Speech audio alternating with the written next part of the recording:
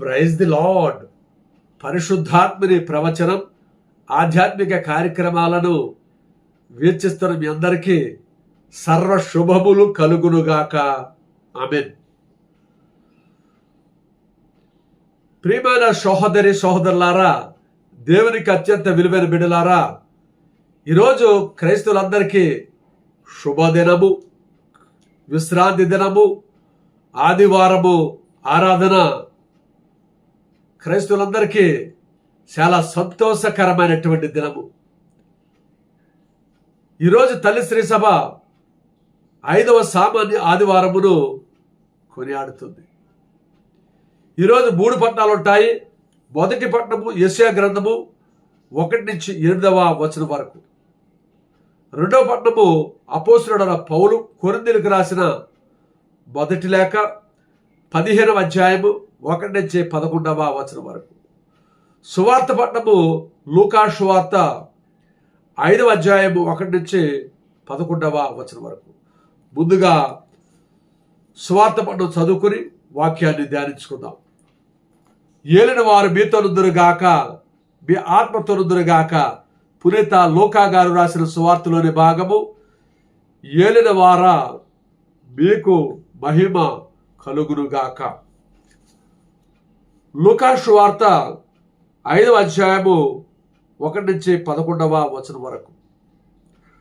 యేసు ఒక పర్యాయము గెన్నెసరేతు సరస్సు తీరమున నిలిచి ఉండగా జనసమూహము దేవుని వాక్కును ఆలకించుటకు ఆయన యొద్దకు నెట్టుకొనుచు వచ్చిరి. ఆయన అచట 2 పడవలను చూశారు. జాలరులు వారి నుండి దిగి తమ వలలను శుభ్రపరుచుకొనుచుండిరి. అందులో ఒకటి సీమోను పడవ. యేసు ఆ పడవనెక్కి దానిని ఒడ్డున నుండి లోనికి కొద్దిగా త్రోయమని అందు కూర్చుండి ప్రజలకు ఉపదేశింప ఆరంభించారు.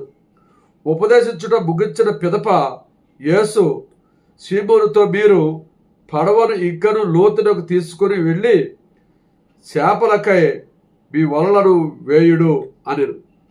అందుకు సీమోను, మేము రాత్రంతయు శ్రమించితిమి, కానీ ఫలితము లేదు. అయినా మీ మాట మీద వలలు వేసదము అని ప్రత్యుత్తరం ఇచ్చారు. వల వేయగానే వల సినుగునన్ని చేపలు పడెను. అంతటా జాలర్లు 2వ పడవలోనున్న తమ తోడివారికి వచ్చి సహాయము చేయడని సంజ్ఞలు చేయగా వారు వచ్చిరి. 2 పడవలను చేపలతో నింపగా పడవల మునుగు మొదలెడెను. సీమోను పేతురు ఇది చూసి యేసు పాదములపై పడి, ప్రభు, నేను పాపాత్ముడను, నన్ను విడిచిపొండు అని పలికెను. ఇన్ని చేపలు పడుట చూసి సీమోను అతని తోడివారు ఆశ్చర్యపడిరి. సీమోనుతో ఉన్న జబదయి కుమారులు యాకోబు, యోహానులు అట్లే ఆశ్చర్యపడిరి. యేసు అప్పుడు సీమోనుతో, భయపడవలదు, ఇక నుండి నీవు మనుషులను పట్టువాడవై ఉందువు అనెను. ఆ జాలరులు పడవలను ఒడ్డుకు చేర్చి తమ సమస్తమును విడిచిపెట్టి యేసును అనుసరించిరి. ఇది క్రీస్తు నాథుని యొక్క రక్షణ సువిశేషము. క్రీస్తువా, మీకు స్తుతి కలుగునుగాక. ఈ సువిశేష వాక్యము ద్వారా మన పాపం మన్నింపడుగాక. ఆమేన్. ప్రియమైన సహోదరి సహోదరులారా, దేవునికి అత్యంత విలువైన బిడ్డలారా, గమనించండి. మరి ఈరోజు సువార్త పట్టణాన్ని ధ్యానించుకుందాము. యేసు ప్రభువారు గెన్నెసరతు సరస్సు తీరమునకు వచ్చినప్పుడు జన సమూహము నెట్టుకుంటూ కిక్కిరిసిపోయి యేసు ప్రభు చెప్పే వాక్యాన్ని వినడానికి వచ్చారు. అక్కడ యేసు ప్రభు వారు అక్కడున్న వారందరికీ, వచ్చిన వారందరికీ కూడా వాక్యాన్ని బోధించారు. అంటే ఆనాటి కాలంలో అంత విశ్వాసము కలిగి ఉన్నారన్నమాట.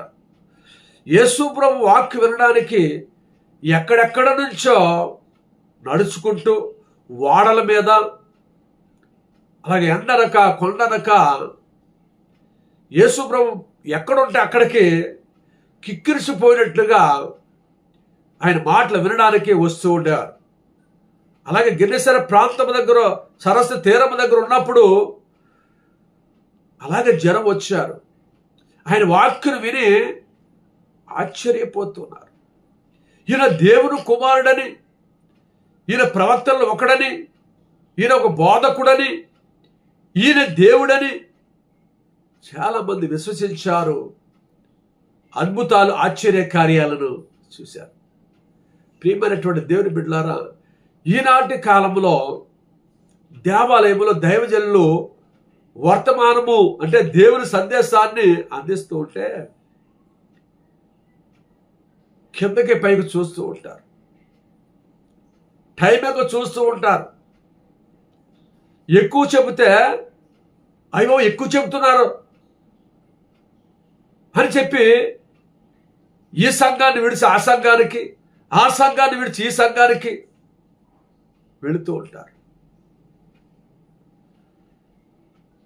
ఆనాటి కాలంలో యేసు ప్రభు బోధించినప్పుడు, ఉపదేశించినప్పుడు ప్రజలు అలా చేయలే. వాళ్ళ సమయం చూసేవారు కాదు. ఒకసారి 5 రొట్టెలు 2 చేపలు 5,000 మందికి పంచిపెట్టినప్పుడు ఉదయం వచ్చినటువంటి ప్రజలు పొద్దుగూకి దాకా సువార్తను వింటూ ఉన్నారు. అప్పుడు వాళ్ళకి ఆకలేసినప్పుడు ఆకలి అర్థం తెలుసుకుని 5 రొట్టెలు 2 చేపలను 5,000 మంది పంచిపెట్టారు. సంతృప్తిగా తిని ఆనందించారు ఆ ప్రజలు. మరి ఈనాడు దైవజనులు సువార్త బోధించినప్పుడు దేవాలయంలో కానీ, కోటార్పుడు కానీ, అనేక సందర్భాల్లో సువార్త బోధించేటప్పుడు ప్రజలు కిందకే పైకి చూస్తూ ఉంటారు, టైం చూస్తూ ఉంటారు. అయిపోయి ఎక్కువైపోయింది అని చెప్పి బాధపడుతూ ఉంటారు. రకరకాల నిందలు వేస్తూ ఉంటారు దైవజనుల మీద.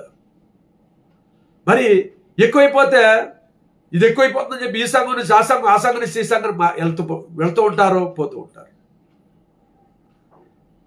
మరి ఆనాటి క్రైస్తవులకు విశ్వాసము ఏ విధంగా ఉందో ఈ రోజు క్రైస్తవులకు విశ్వాసము, నీ విశ్వాసం ఎలా ఉందో గమనించి ప్రియ సహోదరి సహోదరుడా. నువ్వు దేవుని బిడ్డవు కాబట్టి దేవుని యొక్క వాక్యాన్ని నువ్వు శ్రద్ధగా ఆలకించేవాడు అయితే నువ్వు టైం చూసుకోవు. నువ్వు నామకార్థముకు వచ్చేటటువంటి క్రైస్తవులు, విశ్వాసులు టైం చూసుకుంటారు. దేవుని విశ్వాసం కలిగిన క్రైస్తవులు టైం చూసుకోరు, సమయం చూసుకోరు, ఆకలి కూడా ఇదండి. అవునంటారా కదంటారా? అవునండి. అంటే ఆ విధంగా యేసు ప్రభు బోధించిన తర్వాత చాలామంది ఆలకించారు గిరిసరతో సరస్సు తీరాన్ని. అప్పుడు యేసు ప్రభు సరస్సును చూసినప్పుడు అక్కడ 2 పడవలు కనపడుతున్నాయి. అప్పుడు యేసు ప్రభు పడవలెక్కి ఆ పడవలు ఉన్నటువంటి వారికి సువార్తను బోధిస్తూ ఉన్నాడు. ఆ పడవను కొంచెం లోపలికి గడమని చెప్పి లోపలికి వెళ్ళిన తర్వాత మీరు ఇప్పుడు వల్ల వేయండి అని చెప్పి సీమోను పేతురుతో అన్నప్పుడు, అయ్యా మేము రాత్రంతా చేపలు పట్టాము, ఒక చేప కూడా దొరకలేదు అని చెప్పి, అయ్యా అయితే మీ మాట మీద మేము వేస్తామని చెప్పి యేసు ప్రభు మాట విని వల్ల వేయగా వల చిలిగిపోయినట్టుగా అన్ని చేపలు పడ్డాయి. అలాగే 2వ పడవలో ఉన్నవాడు కూడా వల వేయగా వల చిరిగిపోయినట్టుగా ఫుల్గా ఎక్కువగా చేపలు పడ్డాయి. 2 పడవల నిండా కూడా చేపలు వేసుకున్నారు. మునిగిపోయినట్టుగా అయిపోయి చేపలు వేయగా పడవలు మునిగిపోయినట్టుగా అయిపోయింది. ఆ సమయంలో పేతురు గారు ఏం చేశాడంటే, ప్రభు అనే పాపాత్ముడిని అని యేసు పాదం మీద పడ్డాడు అన్నమాట. అంటే ప్రియమైన దేవుని బిడ్డలారా, ఇక్కడ యేసు ప్రభువుని యేసు ప్రభు మాట విని అనుమానంతో ఉన్నటువంటి వ్యక్తి పేతురు. రాత్రంతా చేపలు పట్టాము కాబట్టి చెప్తున్నాడు కదా వేద్దామని చెప్పి ఆయన యేసు ప్రభు మాట ప్రకారముగా వల వేశాడు, 2 పడవల నిండా చేపలు పట్టారు. ప్రియమైన సహోదరి సోదర, ఆయన మాట వింటే నీ కుటుంబంలో అద్భుతాలు జరుగుతాయి. ఆయన మాట వింటే నీ కోరికలు నెరవేరుతాయి. ఆయన మాట వింటే రోగంతో ఉన్నావా, అనారోగ్యంతో ఉన్నావా, అస్వస్థత ఉన్నావా, ఎవరికి చెప్పుకోలేని వ్యాధ, ఆయన మాట వింటే నీకు స్వస్థత కలుగుద్ది. ఆయన మాట వింటే నీకు ఆరోగ్యం కలుగుద్ది. ఆయన మాట వింటే నీకు సంతానం కలుగుద్ది. ఆయన మాట వింటే నీ వ్యవసాయంలో నూరంతర పంట అనుభవిస్తావు. ఆయన మాట వింటే నువ్వు ఉద్యోగం వస్తుంది. ఆయన మాట వింటే నీకు పెళ్ళి అవుద్ది. ఆయన మాట వింటే నీకు మంచి భార్య వస్తుంది. ఆయన మాట వింటే నీకు మంచి భర్త వస్తాడు. ఆయన మాట వింటే అద్భుతాలు చూస్తావు నువ్వు. ఆయన మాట వింటే నిన్ను పైవానిగా ఉంచుతాడు కానీ కింద వానిగా ఉంచాడు. నిన్ను తలగా పెడతాడు కానీ తోగ్గా పెట్టడండి యేసయ్య. ఆయన మాట ఉంటే నువ్వు అనుకుంటావేమో నేను పేదవాడిని, నాకేమీ లేదు అనుకుంటావేమో. ఆయన మాట ఉంటే నేను గొప్పవానిగా చేస్తానండి. ప్రియమైన దేవుని బిడ్డలారా, నా జీవితంలో జరిగిన సంఘటన మీకు తెలియచేయాలని ఆశపడుతున్నా. నా చిన్న వయసులో 7వ తరగతి వరకు చదువుకొని 7వ తరగతి పాస్ అయ్యి 8వ తరగతిలోకి వెళ్ళిన తర్వాత అప్పుడు దగ్గరగా నాకు 12 సంవత్సరాలు ముగించి 13 సంవత్సరాల వయసు. అప్పుడు 8వ తరగతిలోకి వెళ్ళిన తర్వాత పుస్తకాలు కొనుక్కోవడానికి కూడా డబ్బు లేని పరిస్థితి, బాగా పేదరికం, లేనటి పరిస్థితి, ఒకరోజు ఉంటే ఒకరోజు లేనటి పరిస్థితి, తిండి లేని పరిస్థితి, బాగా పేదరికంలో ఉన్నాను నేను. నా కుటుంబము, మా తల్లిదండ్రులు, వారు కూడా, మా అమ్మమ్మ, మా అమ్మగారు, మా నాన్నగారు, బాబు చదువుకోవడానికి డబ్బులు లేవు, నువ్వు చదువుకుంటానంటున్నావు, నువ్వు 8వ తరగతిలోకి వెళ్ళావు కదా, 7వ తరగతి పాస్ అయ్యావు కదా, చాలు, నువ్వు బడి మానేసేసి పల్లెకి వెళ్ళి చెప్పినప్పుడు నేను ఆ రోజు మా అమ్మమ్మ మాట, మా అమ్మ నాన్న మాట విన్నాను. వాళ్ళ మాట దేవుడి మాటగా అంగీకరించాను, విన్నాను. చదువుకోవడం మానేశాను. ఆ రోజు నుంచి చిన్నప్పటి నుంచి పల్లెకి వెళ్ళేవాడు. రూపాయి ఇచ్చేవారు. కోతలకి, కట్టేతలకి, కుప్పరూపులకి, ఉడుపులకి, గట్లకి, ఇంకా రకరకాల పనులకు వెళ్ళాను. అలాగనే పందిరాలు ఉండేది. పందిరాల మా పక్క స్నేహితులు చేపలు పట్టేవారు. అప్పుడు వాళ్ళతో పాటు నేను కూడా పందిరాలు ఉండేది. సైడ్లో కుడిపక్కన బుట్ట కట్టుకుని అక్కడ ఆ పందిరాల నెత్తి మీద పెట్టుకుని నడుచుకుని పొద్దుట ఉదయం లేచి నడుచుకుంటే వెళ్ళి 5 గంటల కాళ్ళలో పెట్టు. కాళ్ళ వేయగా ఉదయం 11, 12 అయినప్పటికీ పిత్తవరలు పడి ఓ 1/4 కేజీ 1/2 కేజీ పడి ఇంటికి వచ్చి మా అమ్మగారికి కూరను పెట్టింది. చక్కగా తిని ఆనందించేవాడు. ఆమెకు ఊతలతో చేపలు పట్టేవాడు. పెద్ద పెద్ద చేపలు పడి ఊతలేసుకు వెళ్ళేవాడు. అప్పుడు ఎక్కడ పడతాడు చేపలు దొరికి, చేలో కూడా చేపలు దొరికి. ఈరోజు చేలో కానీ ఎక్కడ ఒక చేప లేదు. ఇప్పుడు పెంచుతున్నారు చెరువులు, చేపల చెరువులు వేసి, రొయ్యల చెరువు వేసి పెంచుతున్నారు. మరి ఆనాటికల్లా ఎక్కడ చూసే కొద్ది నీరుంటే చాలు చేపలు దొరికాయి. బొమ్ముడలు పట్టాను.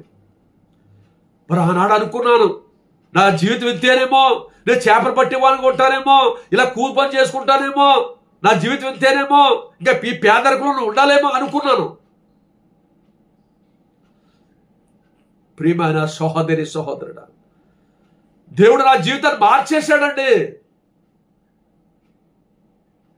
నేను మాధవరం గ్రామంలో సుబిద దానేరు గారి దగ్గరికి వెళ్ళి మా అమ్మగారు అడిగినప్పుడు, మా అబ్బాయి మిలిటరీకి తీసుకెళ్ళమని అడిగినప్పుడు వారు అలాగే చెప్పి మిలిటరీ తీసుకెళ్ళారు. మిలిటరీలో 1984 సంవత్సరంలో ఆగస్టు 25వ తారీఖున మిలిటరీలో జాయిన్ అయ్యారు. 17 సంవత్సరాలు మిలిటరీలో సేవ చేశారు. దేశ సేవ చేశారు. చెయ్యిరిగిపోయింది. ప్రభు పేదరికంగా ఉన్నాను, పేదరికం మిలిటరీకి వచ్చాను. 84 సంవత్సరం ఫిట్ అయ్యాను. 1991 సంవత్సరం వచ్చేటప్పటికి 6 సంవత్సరం 7 సంవత్సరాలు చేయడం చెయ్యిరిగిపోయింది. నా జీవితం తెలియమో, నన్ను పంపించేస్తారా మిలిటరీ నుంచి, అనుకున్నాను. నేను పంపించలేదు. నాకు పింఛన్ వచ్చేంత వరకు 17 సంవత్సరాలు అక్కడ సేవ చేశాను మిలిటరీలో. చేసిన తర్వాత ఇక ప్రమోషన్కి వెళ్ళాలనుకున్నాను. నాతోటి పాటు ఉన్నటువంటి వ్యక్తులు 6.5 కెప్టెన్ ఆఫీసర్ అయి వచ్చారు. నేను కూడా అలాగా ఎదిగేవాడిని. అయితే అలా చెయ్యిరిపోవడం వల్ల 17 సంవత్సరాలు చేసి రిటైర్మెంట్ వచ్చేసారు. ఇక్కడ సెక్యూరిటీ గార్డ్ కింద వెళ్తే 12 ఇచ్చేవారు ఆనాటి కాలంలో. ఎప్పుడు 2001లో. నేను మిలిటరీలో పెన్షన్ 1500 వచ్చింది నెలకి. భార్య పిల్లలు ఈ ఇంటి అద్దె కట్టుకోవాలి, ఇల్లు లేదు అప్పుడు. ఇప్పుడు సొంత గృహం ఉంది కానీ అప్పుడు ఇల్లు లేదు, అద్దె కట్టుకోవాలి. చాలా కష్టపడ్డాను. ఏంటి ప్రభు అని చెప్పి చాలా కష్టపడ్డాను.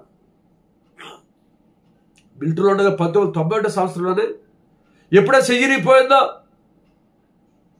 అప్పుడు డాక్టర్ గారు చెప్పారు 2 సార్లు అలహాబాద్ ఆపరేషన్ చేస్తే సెట్ అవ్వలేదు. లక్కులో ట్రాన్స్ఫర్ చేశారు. అప్పటికి మా మిస్సెస్ 91 సంవత్సరంలో తీసుకొచ్చి పెట్టాను. అక్కడ మే నెలలో తీసుకొచ్చి పెట్టాను. ఆగస్టులో చెయ్యిరిగిపోవడం జరిగింది. అక్కడ చెయ్యిరిగిపోయిన తర్వాత అలహాబాద్ హాస్పిటల్లో ఆపరేషన్ చేశారు. 2 సార్లు చేస్తే ఇక్కడ 2 ఎముకలు ఉంటాయి, ఇలాగా వచ్చేది, అతుక్కోలేదు. లక్కులో ట్రాన్స్ఫర్ చేశారు. లక్కులో డాక్టర్ గారు ఏమన్నా చేయి తీసే బాక్స్ ఎత్తుకొని తీసేయాలి బాబు అని చెప్పారు. నీ చేయి ఎత్తుక్కోదన్నారు. ఏంటి ప్రభువా ఏంటి అని రోజు ప్రార్థన చేసుకునేవాడిని. తర్వాత ప్రతిరోజు ప్రార్థన చేసుకుని పడుకునేవాడిని. డాక్టర్ గారు వచ్చి పొద్దున ఆపరేషన్ చేయాలని చెప్పారు. మరి రాత్రి బైబిల్ వాక్యం తీసి చదువుకున్నాను. ప్రభు నువ్వు నిజమైన దేవుడు కాబట్టి ఈ వాక్యం ద్వారా నాతో మాట్లాడు, నా చెయ్యి యథావిధిగా ఉన్నట్లయితే నా జీవితాన్ని సువార్త చేస్తాను ప్రభు అని చెప్పి దేవుని దగ్గర మాట ఇచ్చాను. వాక్యం చదివాను. కీర్తన గ్రంథంలో 20:1-4 చదివినప్పుడు యాకోబు దేవుని నామములో నిన్ను ఆస్వాదిస్తాను, నేను స్వస్థపరుస్తాను, నీకు సహాయం చేస్తాను, నేను దీవిస్తానని చెప్పి వాక్యము సెలవిస్తుంది. ఆ వాక్యం ద్వారా దేవుడు నాతో మాట్లాడాడు. నీ కోరిక నెరవేరుద్ది, నీ కానుకలను అంగీకరిస్తాను, నేను ఆదుకుంటానని చెప్పి ఆ వాక్యము ద్వారా దేవుడు నాతో మాట్లాడాడు. అప్పుడు దేవుడితో మాట్లాడిన మాట ఏమిటంటే, నేను ప్రభువా రేపొద్దున ఆపరేషన్ చేస్తానని చెప్పారు డాక్టర్ గారు, నాకు యథావిధిగా చేయించినట్లయితే నా జీవితాంతరికి సువార్త చేస్తాను ప్రభు అని చెప్పి వాగ్దానం చేశాను. తెల్లవారింది, హాస్పిటల్ తీసుకెళ్ళిపోయారు. హాస్పిటల్లో వచ్చి ఆపరేషన్ థియేటర్ తీసుకెళ్ళిపోయారు, మత్తు పెట్టారు. నాకు అది తెలీదు, ఏం చేశారో నాకు తెలీదు. 2 గంటలకే మచ్చ మీద తీసుకొచ్చి పడుకోబెట్టారు. 2 గంటలకే వెలుగు వచ్చిన తర్వాత సిస్టర్ గారు డాక్టర్ గారు తీసుకొచ్చింది. ఇలాగ కూర్చున్నాను. డాక్టర్ గారు వచ్చిన భుజం మీద చేసి శబాస్ బేటా తెరా బహుత్ అచ్చా హోగా అని చెప్పి నా భుజం తట్టినప్పుడు, ప్రభువా నేను నీకు కృతజ్ఞుడు ప్రభువా, నా జీవితాంతము నీకు సేవ చేస్తాను ప్రభు అని చెప్పి రాత్రి ఆ మాట ఇచ్చిన ప్రకారముగా మా డాక్టర్ గారు వచ్చిన భుజం తట్టినప్పుడు ఆ మాట ఆ దేవునికి తెలియజేయడం జరిగింది. ప్రభు నా జీవితాంతని సువార్త చేస్తాను ప్రభు, కష్టం వచ్చినా నష్టం వచ్చినా తినడానికి తిండి లేకపోయినా ఏమి లేకపోయినా నా జీవితాన్ని సువార్త చేస్తాను ప్రభు అని చెప్పి దేవుడికి వాగ్దానం చేశారు. దేవుడు అప్పుడు ఏం చేశారంటే, డాక్టర్ గారు చెప్పి భుజం తట్టి శబాస్ బేట తెర అచ్చవగా అని చెప్పినప్పుడు ఏం చేశారంటే, ఇక్కడ పక్కటెముకు తీసి బోన్ గ్రాఫ్టింగ్ అంటే పక్కటెముకు తీసి బోన్ గ్రాఫ్ట్ నూనె చక్కగా గ్రైండ్ చేసి ఈ చేతిలో పెట్టారు. చేతులు వేసి ఆపరేట్ చేశారు. పైన 6 స్క్రూలు, కింద ఇక్కడ రాడ్ వేసి ఆపరేట్ చేశారు. ప్రియమైన దేవుని బిడ్డలారా, అదేవిధంగా అలాగా రాడ్ ఉండగానే అక్కడి నుంచి నేను స్వార్థ మొదలు పెట్టాను. ప్రార్థనకి వెళ్తూ ఉండేవాడిని. మార్టిన్ మనోహర్ తంజావూరు గ్రామానికి తమిళనాడుకి చెందిన మార్టిన్ మనోహర్ పాస్టర్ గారి దగ్గర బాప్తిసం తీసుకున్నాను. అప్పుడు నా పేరు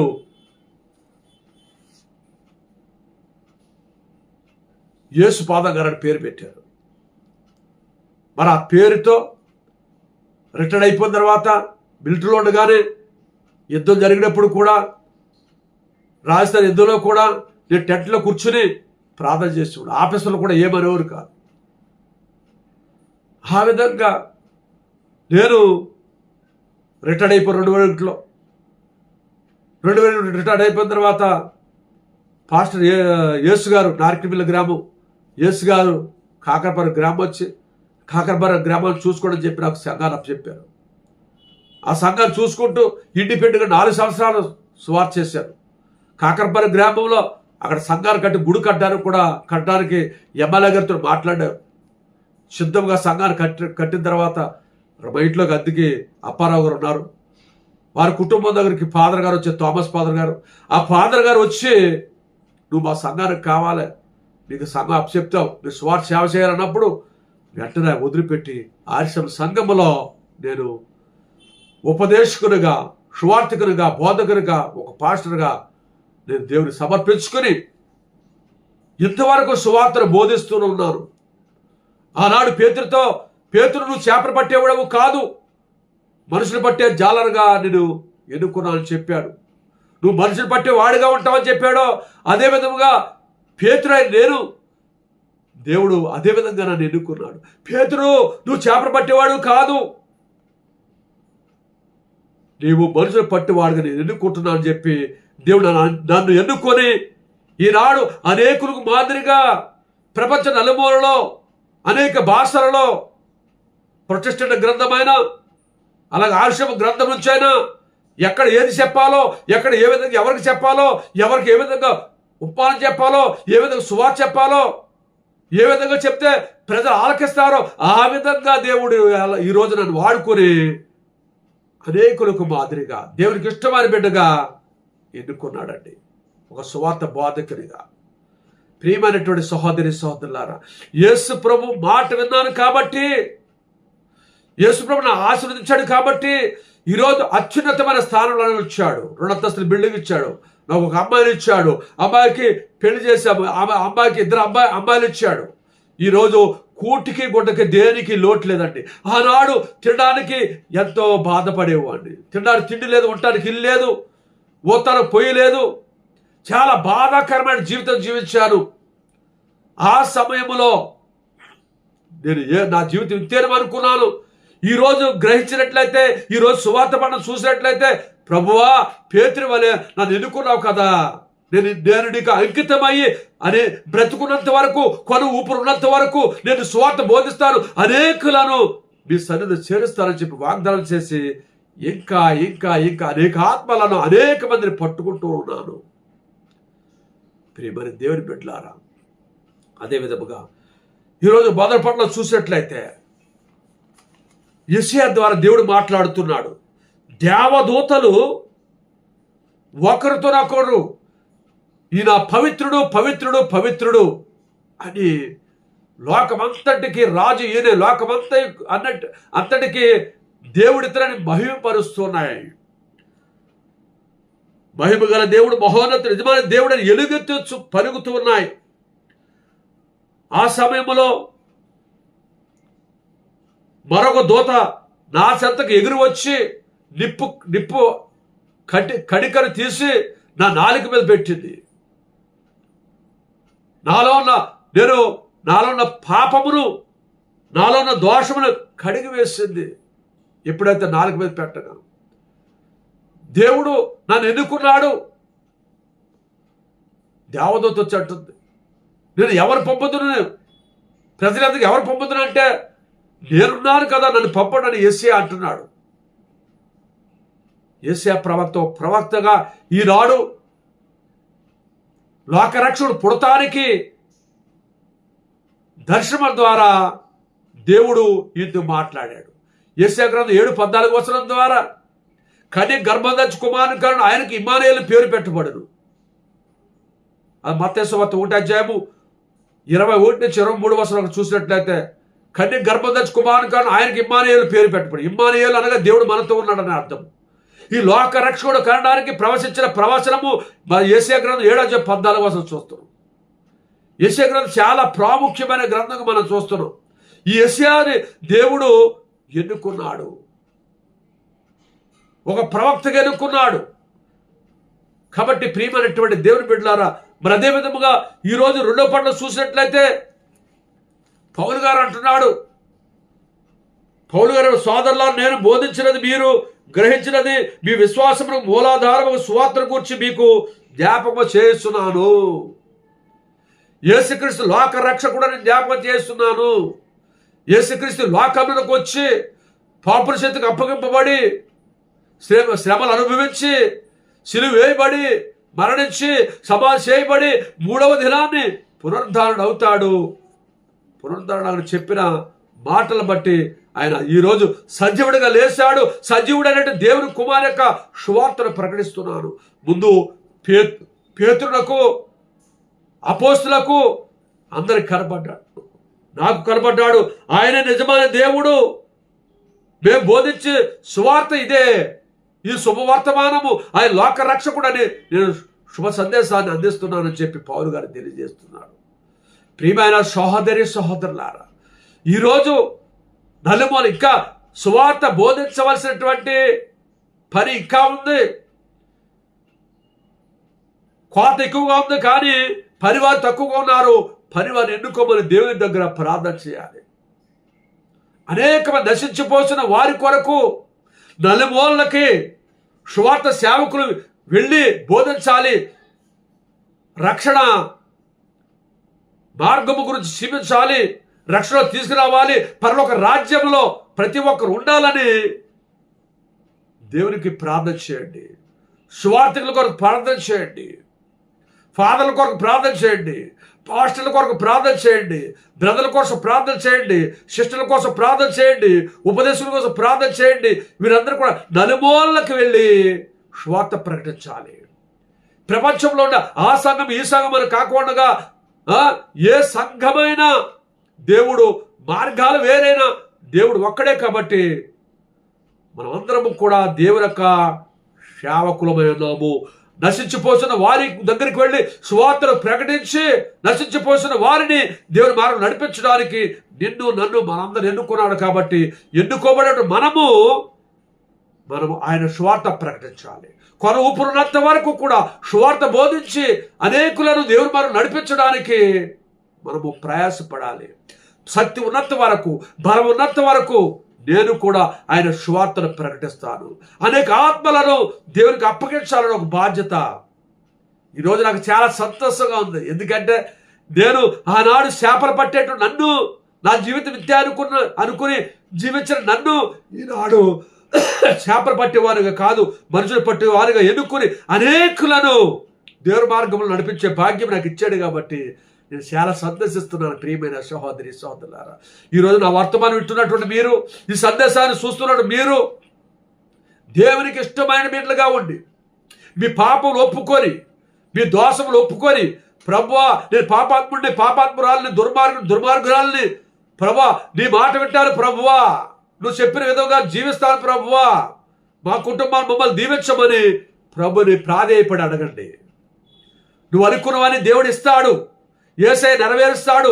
యేసయ్య లోకరక్షకుడు, యేసయ్య నిజమైన దేవుడు అని అంగీకరించిన వారందరూ కూడా దేవుని బిడ్డలకు భాగ్యాన్ని ఇచ్చాడు. కాబట్టి ఈ వర్తమానం చూస్తున్న ప్రతి ఒక్కరు ఈ వర్తమానం వినండి, పూర్తిగా వినండి. విన్న తర్వాత లైక్ చేయండి, సబ్స్క్రైబ్ చేయండి, షేర్ చేయండి. ఇట్లాంటి మంచి మంచి వర్తమానాలు మీకు అందించడానికి మీ దైవజనుల్ని ప్రోత్సహించమని పదే పదే అడిగి విన్నవిస్తున్నాను. ఈ వర్తమానం చూస్తున్న ప్రతి ఒక్కరు దేవునికి ఇష్టమైన బిడ్డలుగా ఉండి పరలోక రాజ్య భాగ్యం పొందుకోవడానికి ప్రయత్నించాలని కోరుకుంటూ దేవుడు మిమ్మల్ని మీ కుటుంబాలు బహుగా దీవించి ఆస్వాదించును గాక. ఆమేన్.